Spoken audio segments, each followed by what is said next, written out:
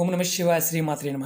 మిత్రులకి శ్రేయోభిలాషులకి అలాగే నన్ను ఇంతగా ఆదరిస్తున్న యూట్యూబ్ ప్రేక్షకులందరికీ కూడా పేరు పేరు ధన్యవాదాలు.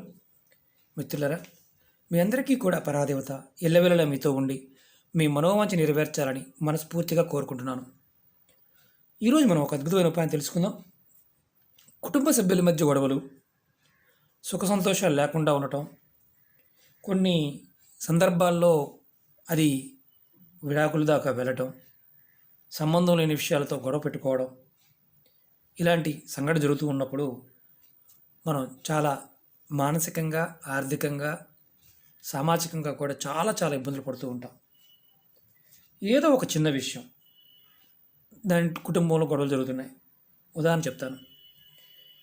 కొంతమంది, నేను ఏ పని చేసినా మా అత్తగారికి నచ్చటం లేదండి, ఏదో ఒక విషయం మీద నాతో గొడవ పడుతూ ఉంటుంది, మా ఆడపడుచు, మా మామగారు అందరూ కూడా ప్రతిరోజు నాతో గొడవలు జరుగుతున్నాయి, మా ఇంట్లో మా భార్యాభర్తల మధ్య సరైన సత్సంబంధాలు లేవు, మా ఇంట్లో పిల్లలతోనూ అలాగే కుటుంబ సభ్యులతో ఎలాంటి సంతోషము సుఖము రెండూ లేవు, ఎందుకో తెలియదండి, మాకు ఈ ఇబ్బంది, పూజలు చేస్తున్నాము తొలగటం లేదు, ఎన్నెన్నో చేస్తున్నాము తొలగడం లేదు, అసలు ఈ సమస్య రావడానికి కారణం ఏంటి?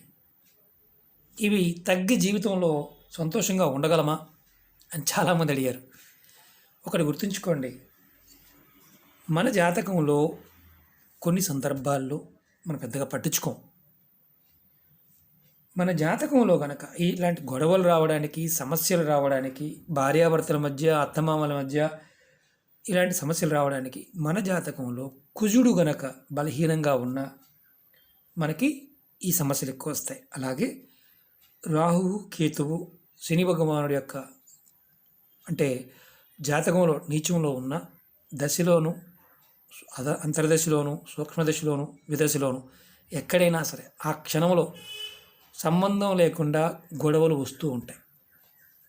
నీచంగా ఉన్నప్పుడు చేసే ప్రతి విషయానికి, అంటే కుటుంబ సభ్యుల మధ్య ప్రతి చిన్న చిన్న విషయానికి గొడవలు వస్తాయి. భార్యాభర్తల మధ్య సరైన సంబంధాలు ఉండవు. అంటే ఇది మనం పెద్దగా పట్టించుకోం, అంటే ఇలాంటి విషయాలని పెద్దగా కన్సిడర్ చేయం. మనం ఈ రోజున మనం చాలా తేలికైన చిన్న ఉపాయాలు, అంటే ఈ సమస్య నుంచి బయటపడడానికి చాలా తేలికైన పదార్థాలతో ఉపాయం చెప్తాను. ఇది ఆడవారైన మగవారైనా చేయవచ్చు.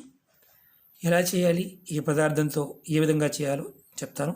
స్కిప్ చేయకుండా చూడటం ప్రయత్నించేయండి, ఎందుకంటే ఇది స్కిప్ చేస్తే అర్థం కాదు.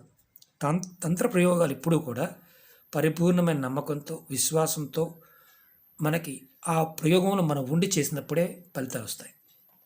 అలాగే ఈ ప్రయోగాన్ని ఎన్ని రోజులు చేయాలో చెప్తాను. మీకు ఈ వీడియో కనుక నచ్చినట్లయితే లైక్ చేయండి, నా ఛానల్ సబ్స్క్రైబ్ చేసుకోండి, గంట సింబల్ యాక్టివేట్ చేసుకోండి, 10 మంది మిత్రులకి షేర్ చేయండి. మీరు ఈ ఉపాయాన్ని శుక్రవారం నాడు చేయాలి. ఉదయం నిద్రలేచిన తర్వాత తలస్నానం చేసి మీ పూజా మందిరంలోకి వెళ్ళి దుర్గా అమ్మవారి పట్టం ముందు చేయాలి. దుర్గాదేవి పట్టం ముందు మాత్రమే చేయాలి, వేరే దేవతల పట్టం ముందు చేయకూడదు, గుర్తుంచుకోండి. కొంచెం మీరు ఉదాహరణ చెప్తాను. ఇక్కడ మీరు అమ్మవారిని పెట్టారనుకోండి, గోధుమలు తీసుకోండి కొద్దిగా, ఇలా గోధుమలు కొద్దిగా పోయండి అమ్మవారి ముందు. గోధుమలు, ఒడ్లు పోయకూడదు, బియ్యం పోయకూడదు. ఏ పదార్థం చెప్తామో ఆ పదార్థాన్ని మాత్రమే చేయండి. పోసిన తర్వాత ఈ గోధుమల్ని మీద మీరు ఒక తమలపాకు పెట్టండి. ఇలా పెట్టి దాని మీద ఒక ఒక్క పెట్టండి. తర్వాత దాని మీద 7 లవంగాలు పెట్టండి, పువ్వు ఉన్న లవంగాలు పెట్టండి. 4, 5, 6, 7 ఇలా అమ్మవారి పట్టు ముందు ఉండాలి. గోధుమలు పోయాలి, దాని మీద ఇలా పెట్టాలి. పెట్టిన తర్వాత మీరు ఇలా పెట్టిన తర్వాత అమ్మవారికి మీరు గుర్తుంచుకోవాల్సింది ఏంటంటే ఆవు నేతితో దీపం వెలిగించాలి. ఆవు నేతితో మాత్రమే దీపం వెలిగించాలి. తర్వాత అమ్మవారికి అష్టోత్తరం, దుర్గా అష్టోత్తరం కానీ దుర్గా సప్స్తుతి కానీ చదువుకోవాలి, కంపల్సరీగా చదవాలి. మాకు రాదండి అంటే మొబైల్ ఫోన్లో MP3 ఆన్ చేసుకొని ఆ మంత్రం వస్తున్నప్పుడు మీరు కలిపి అనుకోండి. తర్వాత మీరు మీ మనసులో ఉన్న సమస్యలు అమ్మవారికి చెప్పండి. ఈ ఉపాయాన్ని వరుసగా 22 రోజులు చేయాలి. ప్రతిరోజు ఈ గోధుమల్ని మార్చాల్సిన అవసరం లేదు. తమలపాకు ఒక్క లవంగాలు మాత్రం ప్రతిరోజు తీసి కొత్త తమలపాకు లవంగా ఒక్క పెట్టాలి. అంటే ఈ 22 రోజులు కూడా ఇవి తమలపాకు లవంగలు మార్చుతూ ఉండాలి. పాతవి ఒక డబ్బాలో వేసుకొని 22 రోజులు అయిపోయిన తర్వాత ఎక్కడైనా సరే పారే నీళ్ళల్లో లేదా చెట్టు మొదల్లో వేసేయండి. 22 రోజుల తర్వాత ఈ గోధుమలను కూడా మీరు చెట్టు మొదల్లో కానీ పారే నీళ్ళలో కానీ వేసేయండి. మీరు ప్రతిరోజు తప్పకుండా దుర్గా అష్టోత్తరాన్ని లేదా దుర్గా సప్తశతిని కంపల్సరీగా చదవాలి. ఇది గుర్తుంచుకోవాలి. ఇప్పుడు మనకి అనుమానం వస్తుంది, మరి నెలసరి టైం వచ్చినప్పుడు ఎలా గురువుగారు? మీరు నెలసరి వచ్చిన తర్వాత నెలసరి అయిపోయిన తర్వాత వచ్చే శుక్రవారంతో స్టార్ట్ చేయండి. నెలసరి అయిపోయిన తర్వాత వచ్చే శుక్రవారంతో స్టార్ట్ చేస్తే మీకు 22 రోజుల సమయం వస్తుంది. అలా ప్రయత్నించండి.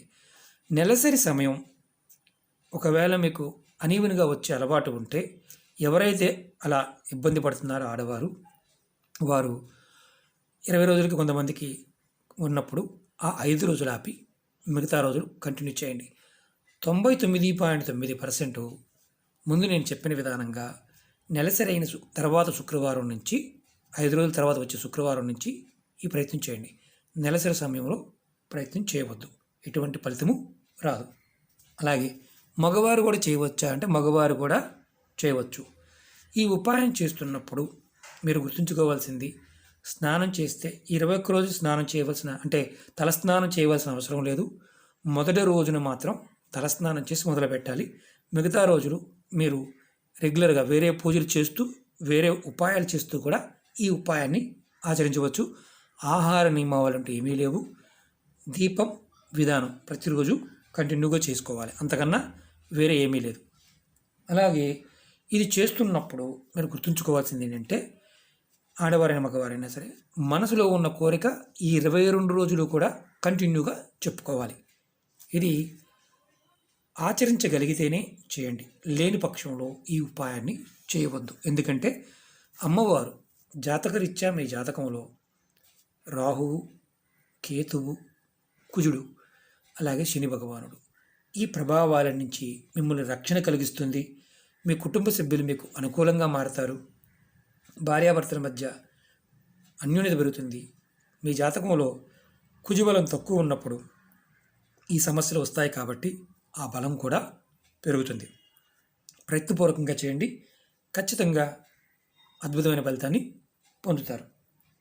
అలాగే మీరు ఈ ఉపాయం చేస్తున్నప్పుడు గుర్తుంచుకోవాల్సింది ఏంటంటే, ఎంతవరకు అత్తమామలతో కానీ ఆడపడుచులతో కానీ భార్యతో కానీ ఎవరైతే ఉపాయం చేస్తారో గొడవ పెట్టుకోకుండా ఉండడానికే ప్రయత్నించేయండి. గొడవలు పడకుండా ఉండండి. అంటే ఎవరన్నా ఏదైనా ఒక మాట అన్నా మీరు ప్రశాంతంగా ఉండటానికి ప్రయత్నించేయండి. మీకు వారు అనుకూలంగా మారుతారు. ఓకే మిత్రులారా, మీకు ఈ వీడియో నచ్చినట్టు లైక్ చేయండి, నా ఛానల్ సబ్స్క్రైబ్ చేసుకోండి, గంట సింబల్ని యాక్టివేట్ చేసుకోండి, 10 మంది మిత్రులకి షేర్ చేయండి. ఓం నమః శివాయ, శ్రీమాత్రే నమః.